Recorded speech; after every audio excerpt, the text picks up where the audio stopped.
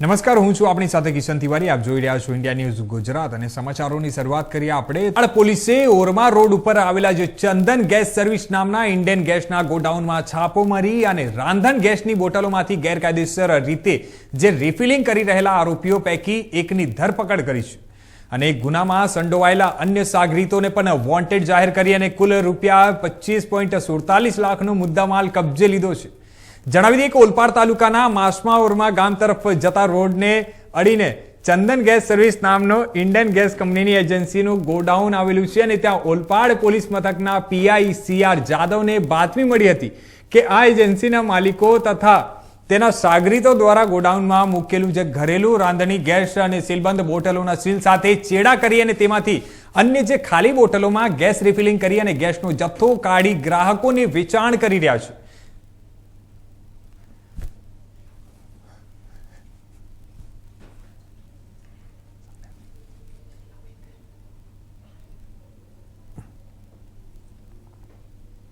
તો આ તરફ સમાચારોમાં આપણે આગળ વાત કરીએ તો વેરાવળના મુખ્ય માર્ગો પરથી પ્લાસ્ટિક નાબૂદી અંગે જાગૃતતા આપતી એક રેલી યોજાઈ હતી અને જણાવી દઈએ કે જિલ્લા કલેક્ટર NV ઉપાધ્યાય સહિત બોડી સંખ્યામાં અધિકારીઓ અને લોકો જોડાયા હતા.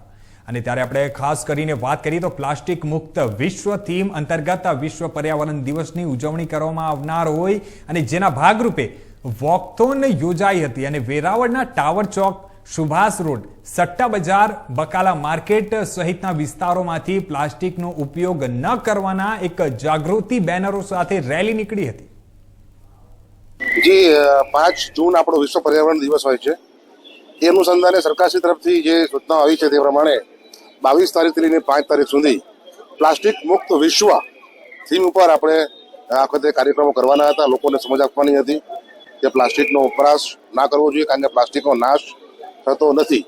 આ અનુસંધાને આજે આપણે વેરાવળ શહેરમાં વેરાવળ નગરપાલિકા અને વેરાવળના તમામ આગેવાનો, સંસ્થાઓ અને અમારા વરિષ્ઠ સરકારી અધિકારીશ્રીઓને હાજર રાખીને આજે એક વોકેથોન કર્યું જેમાં એક IEC કરી પ્લાસ્ટિકનો વપરાશ ના કરવો જોઈએ.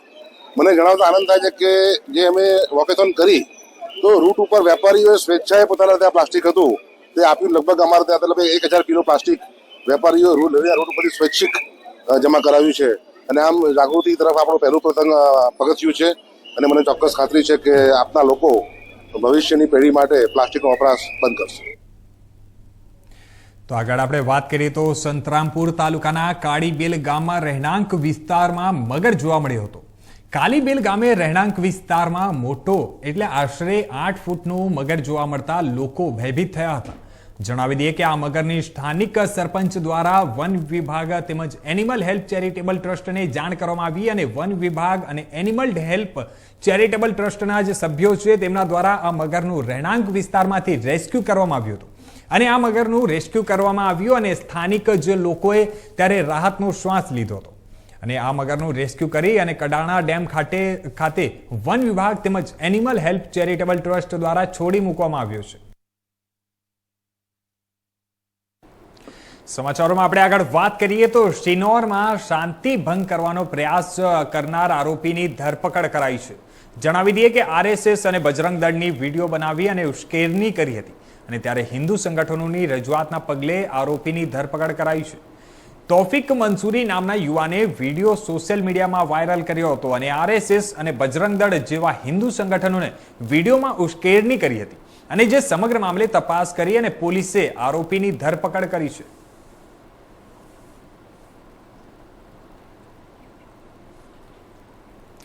આગળ આપણે આ તરફ વાત કરીએ તો હવામાન વિભાગની આગાહીના પગલે જૂનાગઢ શહેર સહિત સમગ્ર જિલ્લાભરમાં ગઈકાલે સાંજે પડેલા વરસાદના કારણે ખેડૂતોને પારાવાર નુકસાન થયું છે.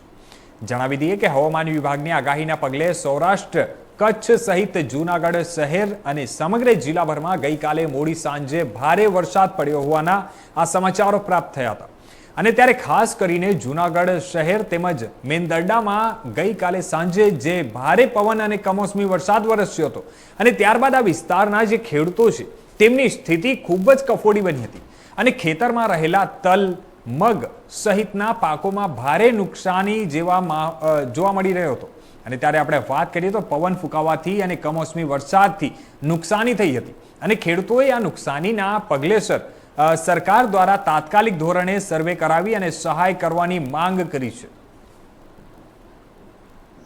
છેલ્લા 4 દિવસથી જુનાગઢ જિલ્લાની અંદર મેઘ સવારી આવી રહી છે. ક્યાંક ને ક્યાંક જોવા જઈએ તો ગઈકાલે રાત્રે જુનાગઢ જિલ્લાના મેંદરડા, માળિયા, માણાવદર સહિતના તાલુકા અને શહેરની અંદર વરસાદ પડ્યો હતો. ત્યારે વાત કરીએ મેંદરડાની તો મેંદરડા, સાસણ અને જુનાગઢ બાયપાસ ઉપર અતિ ભારે વરસાદને કારણે ઝાડવાઓ પડી ગયા હતા. અનેક ખેતીના પાકોને નુકસાન થયું હતું. ત્યારે હાલ આપણે આવી પહોંચ્યા છીએ મેંદરડા ખાતે અને મેંદરડાના ખેડૂત સાથે વાત કરીશું. જી કાકા, શું નામ તમારું? રવજીભાઈ ખોટ. રવજીભાઈ, ગઈકાલે કઈ રીતનો વરસાદ હતો? રાતના બહુ વરસાદ, વાવાઝોડા, પવન સાથે બહુ વરસાદ હતો. ખેતીના પાકના બધાનો મનો કચડ ઘાણ કાઢી નાખ્યો. તલના પાકને ઢાળી દીધું છે. કેટલી નુકસાની હશે? શું કહેશો? 50-55% નુકસાની છે. ચોક્કસથી કહી શકાય કે 50 થી 55% જેવી નુકસાની કહેવામાં આવી રહી છે. આપણી સાથે આ વિસ્તારના સરપંચ જોડાયેલા છે, સીધા તેમની સાથે વાત કરીશું. જી, શું નામ આપનું? મારું નામ રાકેશ ગોહેલ. રાકેશભાઈ, આપ સરપંચ છો. આ વિસ્તારની અંદર તમને ખેડૂતો સાથે વાત કરી છે. ગઈકાલની કેવી નુકસાની, શું કહેશો? બહુ ભારે નુકસાની છે. પવન બહુ હતો, વરસાદ બહુ હતો અને ઘણા વૃક્ષો પણ ધરાશાયી થઈ ગયા છે.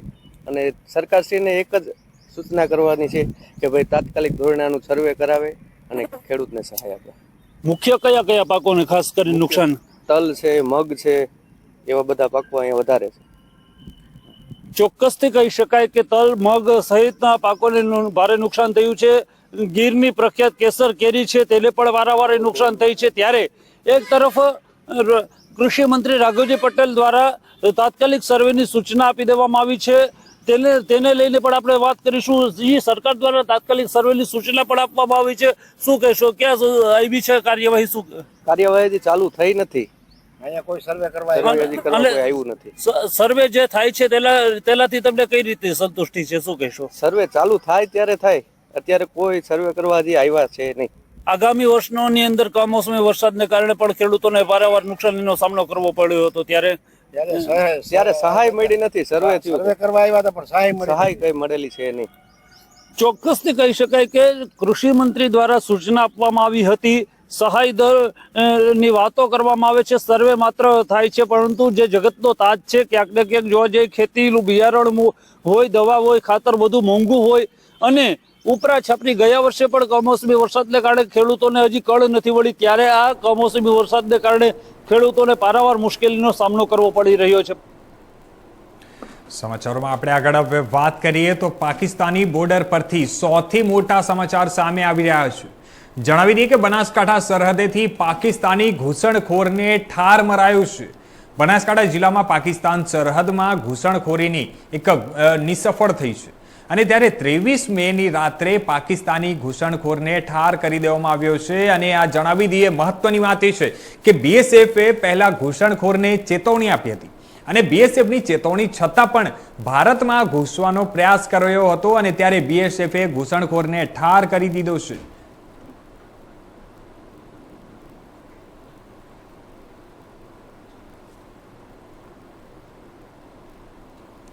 ગુજરાતમાં સુરક્ષા એજન્સીઓએ મોટી કાર્યવાહી કરી છે. જી હા, જણાવી દઈએ કે સરહદી સુરક્ષા મામલે એક મોટી કાર્યવાહી કરી છે. ગુજરાત એટીએસે કચ્છ બોર્ડર પરથી જાસૂસની ધરપકડ કરી છે.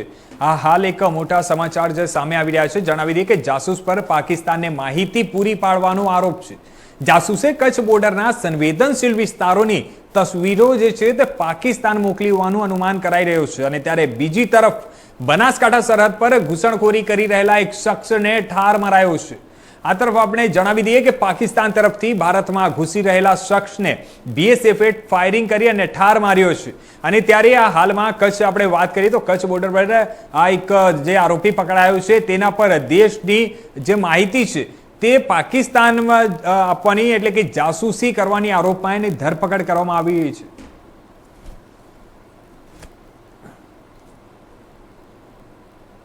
તો આ તરફ આગળ આપણે વાત કરીએ આણંદ શહેરમાં નગરપાલિકા દ્વારા 5 માર્ચ પૂર્વે ટીપી સ્કીમ 9માં 2.49 કરોડના ખર્ચે તૈયાર કરાયેલો બગીચો શોભાના ગાંઠિયા સમાન બની રહ્યો છે. અને હવે જ્યારે નગરપાલિકાનું મહાનગરપાલિકામાં રૂપાંતર થયું છે ત્યારે બગીચામાં શૌચાલય, પીવાના પાણીની સુવિધા બંધ હાલતમાં છે. અને તેમજ નિયમિત રીતે મેન્ટેનન્સ નહીં થવાના કારણે આ બગીચામાં કસરતના સાધનો તેમજ રમતગમતના જે સાધનો છે તે પણ તૂટેલી હાલતમાં જોવા મળી રહ્યા છે, જેને લઈને સ્થાનિકો રહીશોમાં ભારે આક્રોશ પ્રવર્તી ઉઠ્યો છે. અને જણાવી દઈએ, મહત્વની વાત છે કે બગીચામાં મૂકવામાં આવેલા જે કસરતના સાધનો છે તેમજ રમતગમતના જે સાધનો છે તે પણ માત્ર 5 માસમાં જ તૂટી ગયા છે. અને જ્યારે જુદા જુદા પ્રાણીઓના પૂતળા બગીચામાં મૂકવાના બદલે શૌચાલય અને સ્ટોર રૂમમાં ધૂળ ખાઈ રહ્યા છે. અને ત્યારે શૌચાલય તો છે, પરંતુ શૌચાલયને લોકાર્પણ બાદ આજ દિન સુધી ખોલવામાં આવી નથી. અને ત્યારે શૌચાલયને તાળા મારવામાં આવ્યો છે અને લોકોને માત્ર 1 રૂપિયામાં પીવાનું જે ઠંડુ પાણી મળે તે માટે વોટર એટીએમ લગાવવામાં આવ્યું હતું, પરંતુ આજ દિન સુધી એ વોટર એટીએમ જે છે તે પણ ચાલુ કરવામાં આવ્યું નથી. અને ગ્રીન લોનની યોગ્ય માવજત નહીં થવાના કારણે આ આડેધડ ઘાસ ઉગી નીકળ્યું છે. અને જ્યારે બગીચામાં લોનને જે આપણે બદલે માટી દેખાઈ રહી છે અને જ્યારે રમત ગમતના સાધનો મૂકવામાં આવ્યા છે ત્યાં બાળકોને રમતી વખતે કોઈ ઈજા પહોંચે નહીં તે માટે જે પોચી કાર્પેટ લગાવવામાં આવી હતી તે પણ તૂટી ગયેલી છે.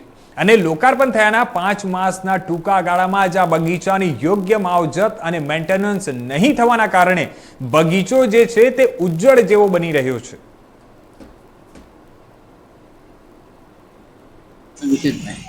સંકેતભાઈ, શું કરો છો અહીંયા તમે? અહીંયા મને હાસવા મોકલ્યો કોન્ટ્રાક્ટરનો માણસ છે. હા, તો અહીંયા કચરાના ઢગ છે, નિયમિત જે કટિંગ નથી થતું, સાધનો તૂટી ગયેલા છે, શું ધ્યાન રાખો છો તમે? સાધનો તો પબ્લિક આવે છે ને એટલે સાહેબ તૂટી જાય. અને અહીંયા કટિંગ પણ નથી થતું, કચરાના ઢગલા છે. કટિંગ તો જે ગાસી જ મોટું થયું એટલે નહીં કરતા. અરે મેં તો કીધું છે કટિંગ કરવા, એ લોકો હજી કટિંગ કરવા આવતા નથી. અને આ કચરાના ઢગ છે, કચરો તો અમે ઉપાડીએ છીએ. અને જ્યાં સાધનો પણ અંદર મૂકી દેવામાં આવે છે, બાથરૂમ પણ બંધ છે. બાથરૂમ હજુ ઓપન જ નહીં કર્યું. કેટલા સમયથી ઓપન નથી કર્યું? બગીચો જ્યારથી ચાલુ થયો હતો ઓપન જ નથી થયું. આ અંગે તમે કોઈ રજૂઆત કરી છે ને મહાપાલિકામાં?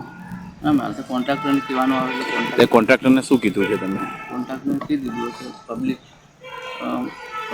બાથરૂમ ચાલુ માંગે છે એવું કીધું. ઓકે. મારું નામ પ્રજાપતિ જગદીશ, સામાજિક કાર્યકર્તા. જગદીશભાઈ, અહીંયા જે બગીચો બનાવ્યો છે 5 જ મહિના થયા, હજુ એનું લોકાર્પણ થયું, હાવ ખખલધજ બગીચો થઈ ગયો છે અને અનેક સુવિધાઓ નથી, શું કહેશો? જી, તમારી વાત બિલકુલ સાચી છે. હું અહીંયા વોર્ડ નંબર 3 બાજુનો જ રહેવાસી છું. અહીં મારું બાજુમાં જ રહેણાંક છે. અહીંયા જે નગરપાલિકા દ્વારા જે ગેરરીતિ આચરવામાં આવી છે અને અહીંયા જે રીતે કૌભાંડ કરવામાં આવ્યો છે મોટા પ્રમાણમાં, એ અહીંયા સાફ દેખાઈ રહ્યો છે. અહીંયા તમે જોઈ શકો છો તો અહીંયા જે કસરતના સાધનો છે એ કસરતના સાધનો મોટા ભાગે બધા તૂટેલા છે. બાળકોને રમવા માટેના જે સાધનો છે અહીંયા પેલા ટોયલેટની અંદર મૂકવામાં આવ્યા છે. હજી ટોયલેટનું રિબિન કાપીને ઉદ્ઘાટન પણ હજી કરવામાં આવ્યું નથી. આજે 5 મહિના થયા. અહીં નાના બાળકો, બુજુર્ગો આ તે બધા અહીંયા સાંજે ચાલવા માટે, હરવા ફરવા માટે આવતા હોય, એમને અહીંયા વોશરૂમ જોવાની બધી તકલીફ પડતી હોય છે. તે ક્યાં જાય એ એક બહુ મોટો પ્રશ્ન છે. બીજા નંબરમાં અહીંયા જે નગરપાલિકાના 5 મહિના થયા છે તેમ છતાં અહીંયા કોઈ મેન્ટેન કરવામાં આવી નથી રહ્યું. તમે અહીંયા લોન પણ જોઈ શકો છો, કેટલી પુષ્કળ પ્રમાણમાં મોટી ઉગી ગઈ છે. અહીંયા સાફ સફાઈના નામે ઝીરો છે. એક બી તમે કચરો પણ અહીંયા તમે કેમેરો ઘુમાઈને જોઈ શકો છો કેટલો કચરો પડી રહ્યો છે. અહીંયા નાના બાળકોને ઇન્ફેક્શન લાગી શકે છે. અહીંયા પાણી પીવાનું જે ઇલેક્ટ્રિક જે મશીન મૂકવામાં આવ્યું છે એ પણ હજી ચાલુ સ્થિતિમાં નથી, બંધ સ્થિતિમાં છે. તો અહીંયા પાણી પીવાની વ્યવસ્થા નથી ટોયલેટ બાથરૂમની સુવિધા, મોટા ભાગના બધા ઇન્સ્ટ્રુમેન્ટલ બધા તૂટેલા છે. તો આ નગરપાલિકાને શું કરવા માંગી રહી છે એ સમજાતું નથી. અને એક બીજી વસ્તુ કે આનો જે કેસ રહ્યો એ ચીફ ઓફિસર એસ કે અગ્રવાલ સાહેબ પાસે છે, પણ એમ છતાં પણ એસ કે અગ્રવાલ સાહેબ હજી આની પાછળ કંઈ કદમ નથી લઈ રહ્યા, નથી જોઈ રહ્યા, નથી કંઈ સાર સંભાળ રાખી રહ્યા. આ અત્યારે આણંદ નગરપાલિકાની સત્ય વાસ્તવિકતા છે. સર, આણંદ મહાનગરપાલિકા સંચાલિત જીટીપી 9માં આવેલો બગીચો છે. 4 માસ પહેલાં જ ઉદ્ઘાટન થયેલું છે, તેમ છતાં જે શૌચાલય બંધ છે તેનું મેન્ટેનન્સ નહીં થતું, કસરતના સાધનો તૂટી રહ્યા છે, શું કહેશો? કસરતના સાધનો કઈ રીતે તૂટે છે એનું સમગ્ર મોનિટરિંગ માટે અમે અત્યારે તાત્કાલિક સીસીટીવી કેમેરા મૂકવાનું આયોજન કરેલ છે. અને જે લોન કદાચ કટિંગ ના થઈ હોય તો અત્યારે કોન્ટ્રાક્ટરને અમે જાણ પણ કરી છે. અને સાધનો તૂટવા બાબતે એકચ્યુઅલમાં ત્યાં રાત્રે કોઈ ન્યુસન્સ તત્વો આવે છે અમે પોલીસ પણ આ બાબતે કમ્પ્લેન કરી છે અને એ અત્યાર સુધી એ તમામની જવાબદારી છે એ કોન્ટ્રાક્ટરની અંદરની છે. 3 વર્ષ સુધી જે કોન્ટ્રાક્ટરે કામગીરી કરી છે એ જ કોન્ટ્રાક્ટરે એનું મેન્ટેનન્સ પણ કરવાનું છે. એટલે તમામ કામગીરી એમને જ કરવામાં આવશે. નહીં તો અમે જો એ કામગીરી સમયસર નહીં કરે તો અમે એને જે મેન્ટેનન્સનું પેમેન્ટ આપવાનું થશે એ પેમેન્ટ નહીં આપીએ અને એના ખર્ચામાંથી મહાનગરપાલિકાનું રિપેર કામ કરાવશે. સર, જે વોટર એટીએમ પણ છે એ પણ બંધ હાલતમાં છે અને જે પ્રાણીઓના પૂતળા છે એ પણ શૌચાલયમાં મૂકી દીધા છે. હા, એટલા માટે એમાં શું છે એ પાણીનું કનેક્શન માટે જે તે વખતે એ સ્ટ્રીટ લાઇટના કનેક્શનમાંથી આપેલું તો અત્યારે મીટર આવી ગયેલ છે અને કદાચ લગભગ તો આજથી જ કદાચ વોટર એટીએમ ચાલુ થઈ જશે અને આથી સનરાઈઝ બાથરૂમ પણ ચાલુ થઈ જશે. ચાલો આપણે આગળ વાત કરીએ હવે તો ડભોઈના મોડેલ ફોર્મ વિસ્તારમાં ઘણા લાંબા સમયથી પાણીની વિકટ સમસ્યાથી સ્થાનિક લોકોને ભારે હાલાકી થઈ રહી છે. સ્થાનિક જે રહીશોના જણાવ્યા મુજબ તેઓના સમગ્ર વિસ્તારમાં પાણીની પાઇપલાઇનમાં પાણી પહોંચતું નથી અને જેથી રોજિંદા ઘર વપરાશ માટે પાણીની જરૂરિયાત હોવાથી આ મહિલાઓ હેડપંપમાંથી પાણી ભરવા માટે મજબૂર બની રહ્યા છે.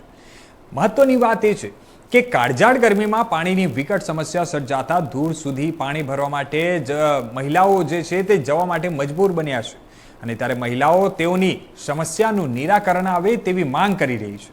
અને જણાવી દઈએ કે વિસ્તારના જે લોકો છે તેમના જણાવ્યા અનુસાર લાંબા સમયથી આ સમસ્યાનું નિરાકરણ આવ્યું નથી અને તેઓને વિસ્તાર જે ડભોઈ નગરપાલિકાની હદ વિસ્તારના વોર્ડ નંબર 5માં આવતા હોવાથી આ રહીશો જે છે તે તમામ વેરા સમયસર ભરતા હોવા છતાં પણ તેઓ પાણીની સુવિધાથી વંચિત છે અને જેથી તેઓની જે સમસ્યાઓ છે તેમનું વહેલી તકે નિરાકરણ આવે તેવી વિસ્તારના લોકોએ માંગ કરી છે. અમે ડભોઈ નગરપાલિકામાં મત આપીએ છીએ. ત્યાંની પાઇપલાઇન અમારા મોડેલ ફોર્મમાં આવેલી છે, છતાં પણ અમારા એ પાઇપને અંદર પાણી આવતું નથી. તો આ પાણી ભરવા માટે અમારે ક્યાં જવું?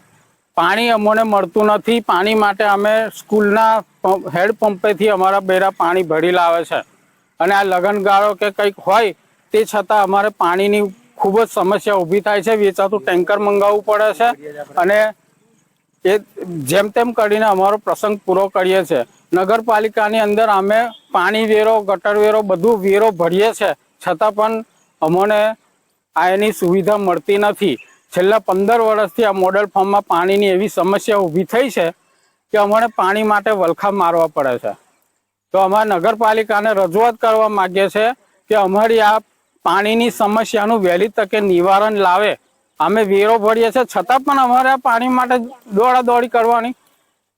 એટલા માટે અમે નગરપાલિકાને રજૂઆત કરવા માંગીએ છીએ કે તમે અમારા પાણીની સમસ્યાનો નિકાલ કરો.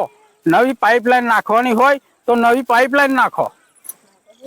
હા, નહીં તો પછી અમારા ગામમાં કંઈક બોર કરી આપો, કાં તો ટાંકીનું બંધારણ કરીને અમને પાણીની સુવિધા પૂરી પાડો. કેમ કે અમે વોટ આપીએ છે અને અમે વેરો પણ ભરીએ છીએ, તો અમને આટલી સુવિધા તો નગરપાલિકાને આપવી જોઈએ કે નહીં? એટલા માટે અમે રજૂઆત કરીએ છીએ કે તમે અમારી સમસ્યાનું નિવારણ લાવો. ફાર્મ છે, અમારા છેલ્લા 15 વર્ષથી પાણીની સમસ્યા છે. અમારા ગામમાં પાણી આવતું નથી. અમે નગરપાલિકામાં પાણીનો વેરો ભરીએ છીએ તોય છતાં પાણી આવતું નથી. તો અમારે શું કરવાનું? અમારે સ્કૂલમાં હેડપંપ છે તો અમને પાણી ભરવા દે છે, કાલ ઉઠીને અમને પાણી ના ભરવા દે તો અમારે ક્યાં જવાનું? અમારે લગ્ન પ્રસંગ ગામમાં હોય તો બહારથી વેચાતું પાણી લાવીને અમે પ્રસંગ કરીએ છીએ. નગરપાલિકાનો વેરો ભરવા છતાં અમને પાણી મળતું નહીં અને અમારા ગામના બૈરાઓ બધા છે એમનાથી કામ ધંધે પણ પાણીના લીધે જવાતું નથી.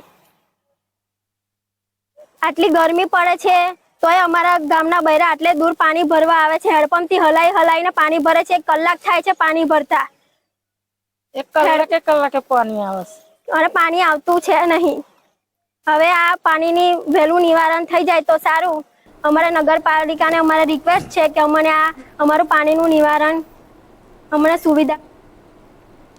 તો આ તરફ વાત કરીએ આપણે તો જૂનાગઢના માંગરોળ બંદર ઉપર 1 નંબરનું સિગ્નલ લાગ્યું છે.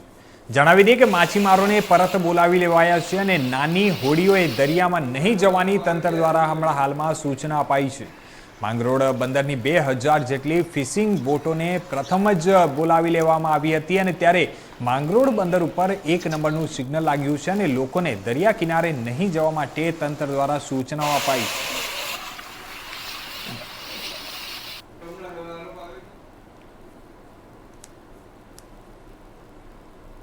તો આ તરફ વાત કરીએ આપણે તો દ્વારકા યાત્રાધામ ખાતે રિલાયન્સ કંપનીના માલિક એવા મુકેશ અંબાણી તેમજ તેમના પુત્ર આકાશ અને પુત્રવધુ શ્લોકો અંબાણી પહોંચ્યા હતા અને જ્યારે આપણે વાત કરીએ તો ભગવાન દ્વારકાધીશમાં અતૂટ શ્રદ્ધા ધરાવતા અંબાણી પરિવારના 3 સદસ્યો ભગવાન દ્વારકાધીશના શરણે પહોંચ્યા હતા.